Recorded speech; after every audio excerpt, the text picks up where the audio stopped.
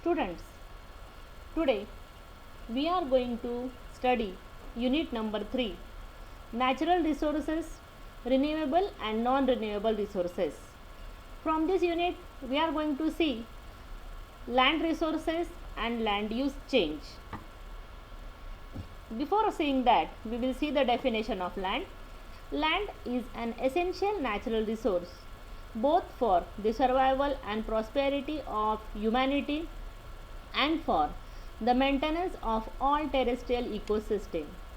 The another definition of land is that land a critically important national resource supporting all living organisms including plants as well as every primary production system such as roads, industries, communication and storage for surface and groundwater among others. Land resources refers to the land available for exploitation like non-agricultural land for buildings, developing township, etc. Now we are going to see the renewable and non-renewable sources.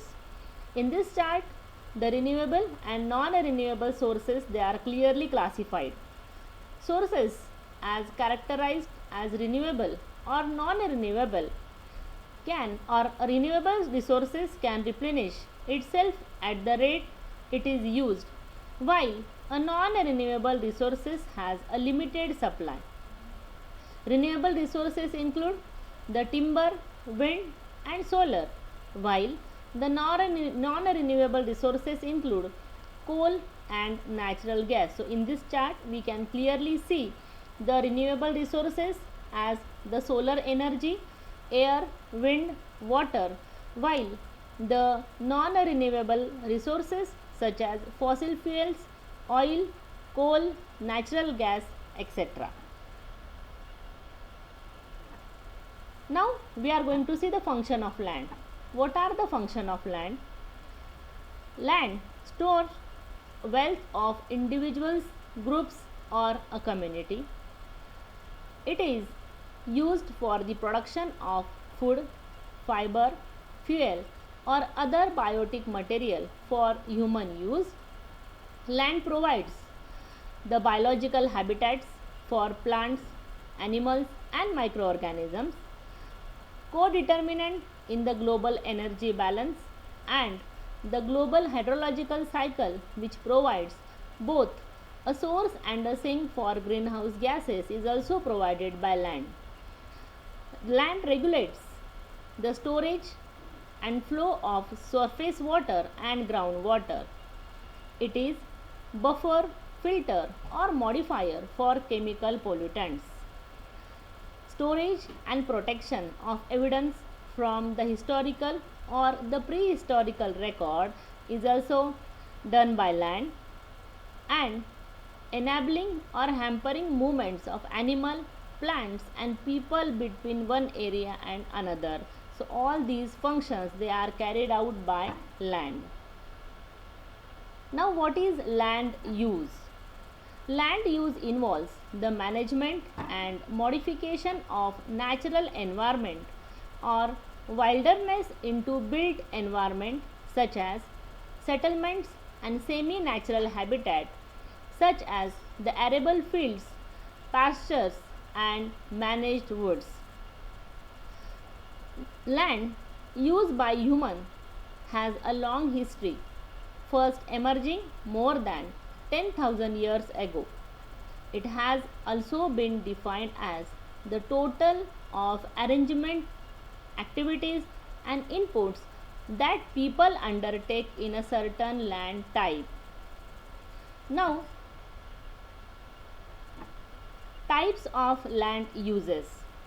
The 5 most common types of land uses are the recreational, transport, agricultural, residential and commercial.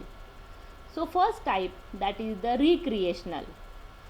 When a property's land use is defined as recreational, it means it is meant to be used for the enjoyment of the people who use it. This could be anything from parks and open spaces to athletic fields, playgrounds, and swimming pools. Cities added recreational land into their blueprints to ensure the area has places for people to go and enjoy. These aren't essential for the development of a community but help to attract both permanent residents and visitors. The second type of land use is the transport. Transport land is designed for the structures that help people get from one destination to the other.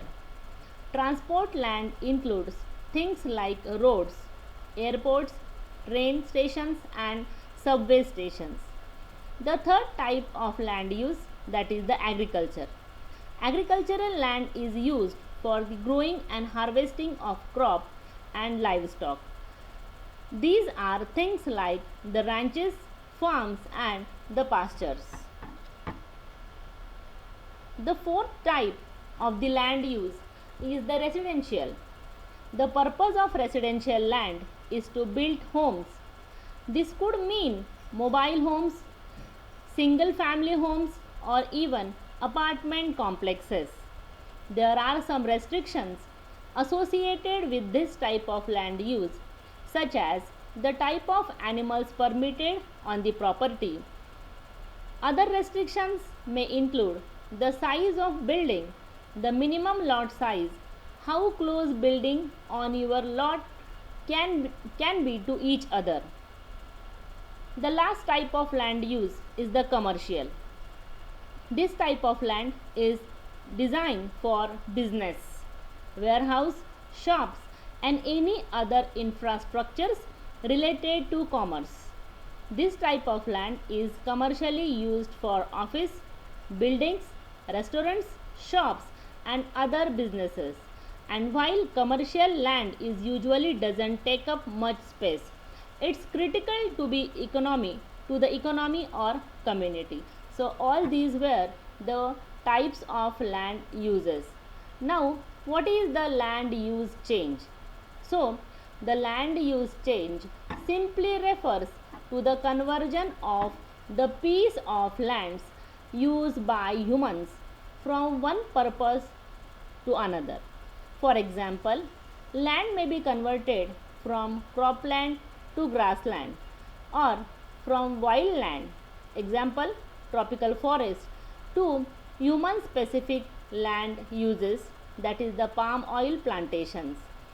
Certain types of land use change have well known words associated with them, such as the deforestation, afforestation, or the rewilding. There are two types of land use change.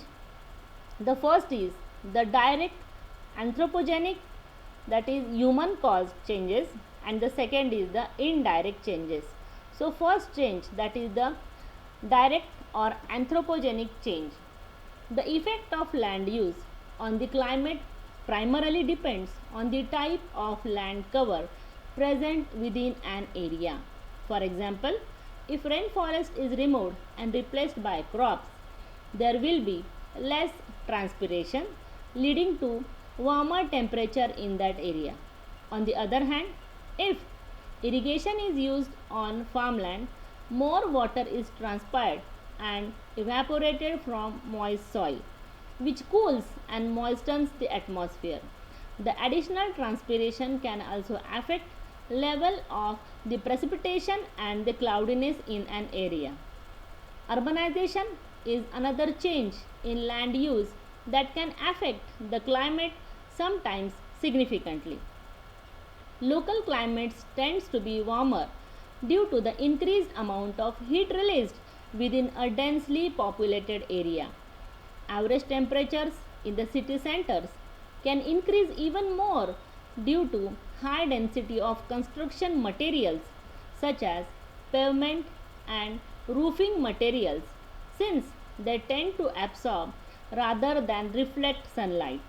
The phenomenon of higher urban temperatures compared to lower temperatures in the surrounding rural areas is known as the urban heat island effect.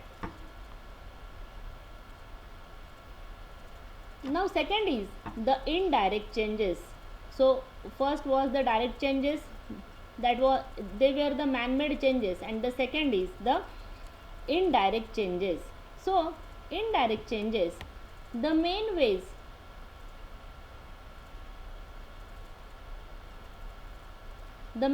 that change in climate can alter land use in through higher mean annual temperatures, altered precipitation patterns, and more frequent and extreme weather events. The territories of many plant species depend largely on temperature and rainfall pattern.